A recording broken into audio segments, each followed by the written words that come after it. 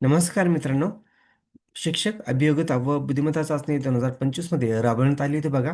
तर पवित्र पोर्टल अंतर्गत नवीन अपडेट आलेले. तर न्यू रजिस्ट्रेशन करताना तर कोणते कोणते डॉक्युमेंटची आवश्यकता आहे, तर आजच्या व्हिडिओमध्ये आपण सर्व डिटेल्स बघणार आहे. तर व्हिडिओ स्किप न करता शेवटपर्यंत बघा. बघू शकता मित्रांनो, पवित्र पोर्टल प्रणालीमार्फत शिक्षण सेवक शिक्षक पद भरतीबाबत उमेदवारासाठी स्वप्रमाणपत्र पूर्ण करण्यासाठी सूचना देण्यात आलेल्या आहेत. टेट 2025 मध्ये घेण्यात आली होती बघा, ऑनलाईन पद्धतीने. बघू शकता कधी अपडेट आलेले. 15/12/2025 ला अपडेट आलेले. तर खाली बघू शकता सर्वसाधारण माहिती सूचना.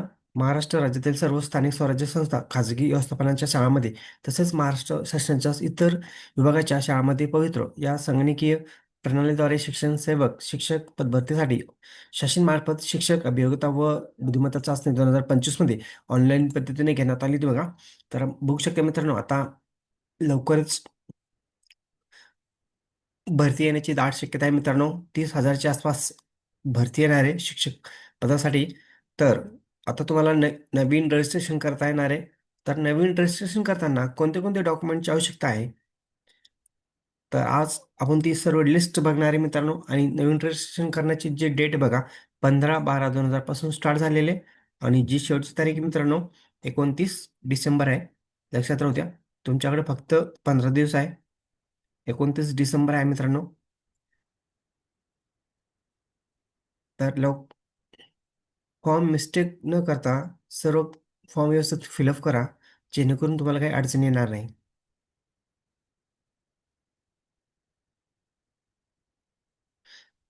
बघा मित्रांनो, आता जे हे बघू शकता डॉक्युमेंट लिस्ट.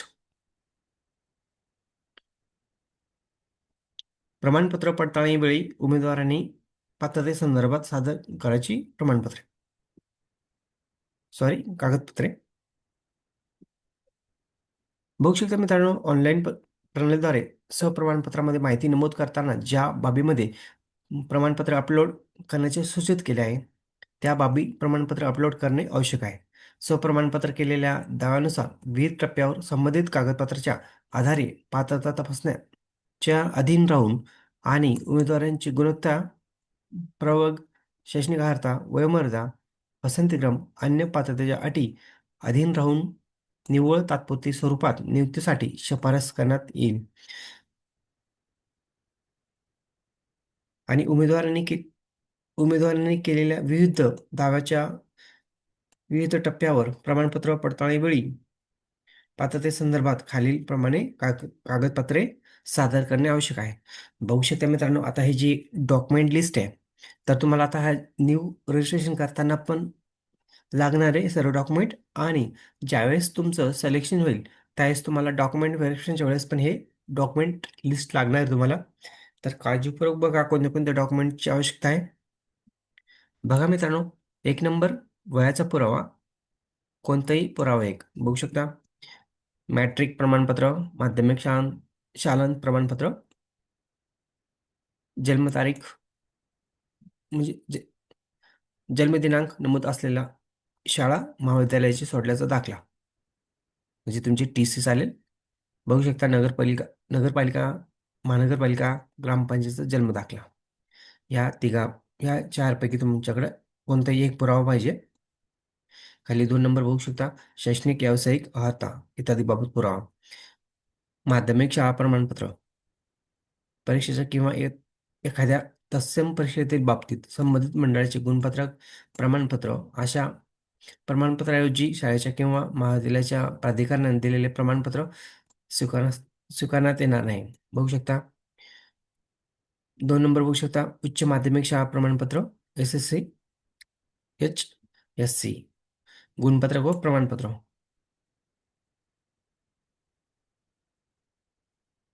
उत्तीर्ण केलेल्या पदव्युत्तर परीक्षेच्या बाबतीत प्रत्येक परीक्षेचे विद्यापीठाचे गुणपत्रक व प्रमाणपत्र. खाली बघू शकता, 1ली ते 5वी, 6वी ते 8वी, 9वी ते 10वी, इयत्ता 11वी ते 12वी या अध्यापनातील विषय गटातील पदासाठी आवश्यक असलेल्या किमान अर्हतेचे प्रमाणपत्र.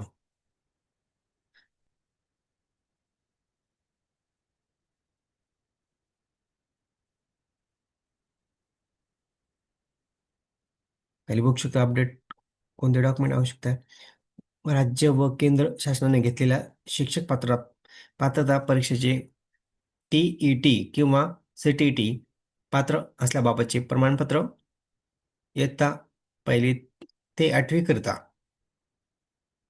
उमेदवारांना सादर करणे आवश्यक आहे. बघा मित्रांनो, तुमच्याकडे TET किंवा CTTचं प्रमाणपत्र असणं आवश्यक आहे.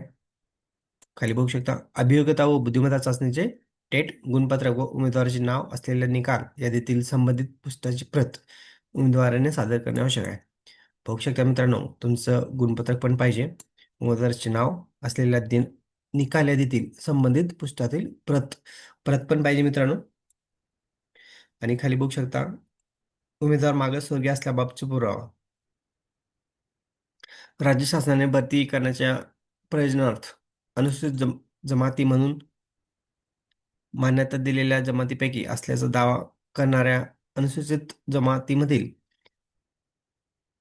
धर्मांतरित बौद्ध असल्याचा दावा केलेल्या उमेदवारांनी सक्षम प्राधिकरणाने प्रदान केलेले विहित नमुन्यातील जात प्रमाणपत्र सादर करणे आवश्यक आहे. विमुक्त जाती अ, ब, क, ड, विशेष मागासवर्ग, सामाजिक शैक्षणिकदृष्ट्या मागास प्रवर्ग म्हणून मान्यता दिलेल्या जाती जमातीपैकी एखाद्या गटाचा असल्याचा दावा करणाऱ्या उमेदवारांनी शासनाकडून वेळोवेळी जारी केलेल्या आदेशानुसार सक्षम प्राधिकाऱ्याचे प्रदान केलेले नमुन्यातील जात प्रमाणपत्र उमेद उमेदवाराने सादर करणे आवश्यक आहे. खाली बघू शकता नॉन क्रिमिनल प्रमाणपत्र, दिव्यांग असल्याचा पुरावा, माजी सैनिक असल्याचा पुरावा पाहिजे. जर तुम्ही माजी सैनिक असाल तर तुमच्याकडं पुरावा पाहिजे. खाली बघू शकता महिला आरक्षणासाठी पात्र असल्याचा पुरावा, म्हणजेच डोमेस्टिक हे कंपल्सरी लागणार आहे सर्व कॅटेगरीला. खाली बघू शकता खेळाडूसाठीच्या आरक्षणाकरता पात्र असल्याचा पुरावा, अनाथ असल्याचा पुरावा. जर तुम्ही अनाथ असेल तर तुमच्याकडे पुरावा पाहिजे. प्रकल्पग्रस्त असल्याचा पुरावा, भूकंपग्रस्त असल्याचा पुरावा, पदवीधर अंशकालीन कर्मचारी असल्याबाबतचा पुरावा, विवाहित महिलेच्या नावात बदल असल्याचा पुरावा. जर तुम्ही विवाहित असाल आणि तुमच्यात नावात बदल झाले असेल तर तुमच्याकडे काही पुरावा पाहिजे. लहान कुटुंबाचे प्रतिज्ञापत्र आणि संगणक हाताळणी वापरण्याचे ज्ञान, म्हणजे तुमच्याकडे जर MSCIT वगैरे झालेलं असेल त्याचा पुरावा. मित्रांनो, तुम्हाला हे एवढे डॉक्युमेंट आवश्यक आहे. तर हे डॉक्युमेंटची लिस्ट आहे मित्रांनो. हे सर्व डॉक्युमेंट तुम्हाला कंपल्सरी लागणार आहे ज्यावेळेस तुम्ही न्यू रजिस्ट्रेशन करताना आणि ज्यावेळेस तुमचं सिलेक्शन होईल, ज्यावेळेस तुमचं डॉक्युमेंट व्हेरिफिकेशन होईल त्यावेळेस पण तुम्हाला हे डॉक्युमेंट लागणार आहे. तर हे सर्व डॉक्युमेंट कलेक्ट करून ठेवा. व्हिडिओ आवडल्यास लाईक शेअर कमेंट करायला विसरू नका. धन्यवाद. जय हिंद, जय महाराष्ट्र.